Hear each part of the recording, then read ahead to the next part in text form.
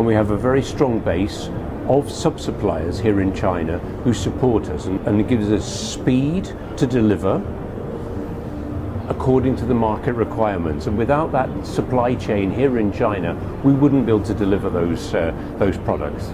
We innovate with Chinese sub-suppliers who provide us with raw material, special electronics or connectors or other parts, and we then bring that together. So very important for us to have a reliable, resilient supply chain in China to allow us to perform and build the products required for the market. Well, I think in the industries I've been in, China has always been very cooperative, and I think we've worked well together. It's always been on the basis of mutual understanding, mutual respect, and mutual benefit. If it wasn't for China, the majority of the world would not actually have the products that it actually wants.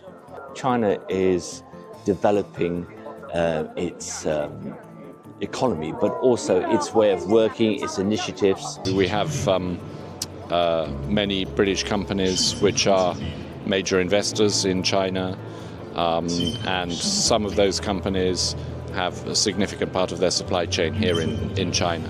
China is an important emerging market. Global asset managers are increasingly interested in the markets in China.